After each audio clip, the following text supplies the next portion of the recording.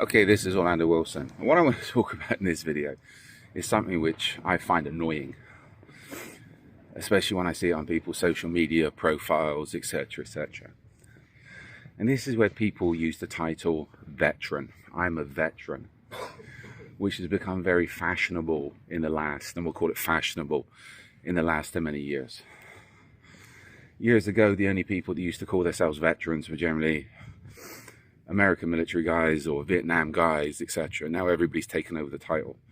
And I've had people say to me, one guy comes to mind, yes, well, a lot of people come to mind. I'll give you a few stories of, oh, we're veterans, we're this, we're that. And it's like, well, you didn't do anything. You mean, before we get started, it's like, I've got total respect for anybody that serves their military, that volunteers to be uncomfortable, that volunteers to go into combat, war zones, etc. Total respect. I don't have any respect for the Klingons, shall we call them, that generally don't do anything but just play off the term veteran because at some point they were in the military. One gentleman comes to mind, and I know, yes, he was in the military, he was in what could be classed as an elite unit. He didn't do anything. He was in one location where there was issues in the day going back how many years, but they didn't do anything. But again, they've got the veteran title, they was on an operation, etc. This is where with all military people, and I tell people when they're, especially civilians, when they're trying to recruit people, it's like, just because somebody's been in the military, just because somebody's been in an elite unit, doesn't mean they've done anything. I know of one little person that seems to hate us on social media that was apparently that's been blocked on all their social media, because I think when they get drunk they try to put discrediting comments on all their social media posts, was an intelligence operator, handler, source handler, etc. Well, from the guys I know that know him and bumped into him, his intelligence handling days was sat in an office making tea, coffee and photocopying, coming up with reports. He might have got his boots dirty when he's walking to the toilet. That's about it. I'll throw in another story. I had somebody in UK, surprise, surprise, saying to me, I knew quite well through somebody else, etc., long story, saying to me, I think there's the last person that said to me, oh, you're not British, you're American. I lived in America for a long time. You're not British, you're American, etc. This person was an RAF nurse that spent all their time in Germany and got out on a sick chair, medical discharge. And has since leaving the RAF a long time ago, has been, I think, living on benefits and bum jobs since then. But they're very active in the veterans community, and they go to all the marches, they do this, they do that, etc. To me, they're a complete and utter waste of space. Yes, they're in the military, but they're an obese benefit collector. You know what? I was in the British military. As far as me being British, I'm British. I was born there. My family goes back there to year dot. I hate the country. Detest the place. I was in the British military, which, how can I put it, was not what was expected and not what you see in the glossy brochures, because as far as we'll put it this way, would I employ, I met some very, very good guys there. Don't get me wrong, but the good guys usually got out early. The people that remained, would I give a job these days? I would say no. Why? Because they're generally lazy. When I was in the British military, as far as the vast majority, there were some very, very good officers and NCOs. I can count on one hand.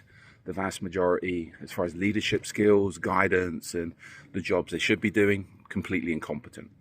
Would I give them a job these days? I wouldn't give them the steam off my piss, to put it very, very politely. So this is where, from my perspective, I take everything, especially when people's talking about veterans and military, with a pinch of salt. Because what I saw, I've not been impressed so far. You get some good guys, but you get some very, very good civilian guys. Anyway, back on track. So this is where there's a lot of supposed veterans that are not really veterans. The fact you've been in the military is no different than saying, I work for the post office. I was a bus driver. And I was thinking how to put this stuff into context. Okay, I grew up on fishing boats. I was working on commercial fishing boats when I was 16. As soon as I left school, I left home, working on commercial fishing boats in North Devon, Ilfracombe, before I went back to where I'm from, Falmouth, to work on fishing boats back there before I joined the military. All right, the fishing industry is the most dangerous industry globally. I think as far as accidents and everything else, deaths, it's the most dangerous industry to be in. One of. I know of, when I was fishing, on the course I had to take my deckhand ticket. One kid turned up, he must have been 18, 19. He was there for the first phase. The second phase he didn't come back because his boat went down. He was out of Devon somewhere. His boat went down in the channel with everybody on board. He disappeared. I know another guy from where I'm from, Falmouth, that was, I talked to him about working for him. He disappeared, his boat was found, they think he went over the side.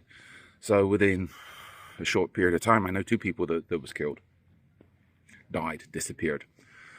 As far as injuries, people going to hospitals are a regular occurrence. People getting cut, busted up, such as life, daily occurrence, deal with it.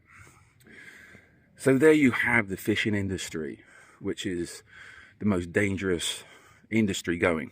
Okay, if you go to war, it's something else, but a lot of these veterans have never gone to war. So let's put it into context. You think about now, if you eat fish, how many people have died for you to have that piece of, as long as it's sea fish and not farm fish, how many people have died for you to have your fish fingers? I see a lot of people walking around, veterans, supposed veterans, with all these medals on. You know what, to me it's no different than somebody walking around. It'd be more relevant for somebody to walk around with a box of fish fingers on their chest, right? 24 fish fingers, to commemorate all the fishermen that die on a daily basis. And they reckon, so I was looking at some statistics, they reckon about 100,000 fishermen globally die each year. Commercial fishermen. There's no set numbers. Nobody knows, because people just disappear and nobody cares. They're fishermen.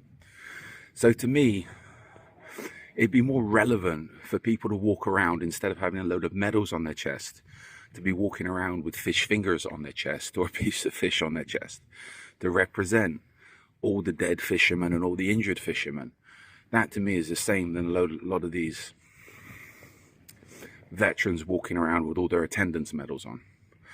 So again, people have said to me, some people say, oh, you're anti-military. I'm not anti-military, I was in the military.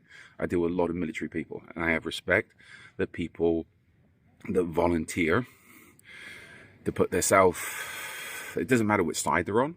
I have respect for fighters, shall we say. I don't have respect for what the Brit term is, Walter Mitties, or people that pretend or play off being in the military where they didn't do anything.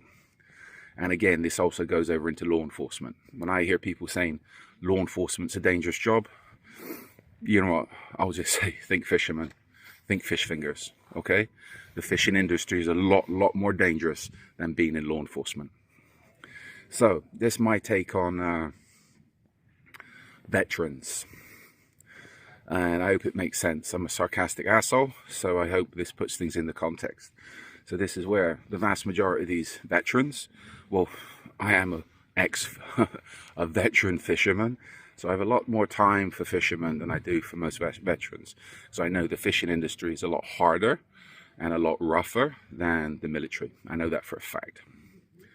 Anyway, follow me along on social media. I've got a lot more videos going up on various aspects of the close protection business, kidnap and ransom business, etc., and also life in general. So follow me along on social media. We're up on YouTube, Instagram. Course-wise, we'll be sorting out more courses in 2002. Just been extremely busy for the last few months, 12 months, etc. So we will be sorting out courses again.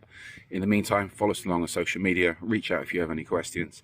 And as always, be good, stay safe, and stay out of trouble.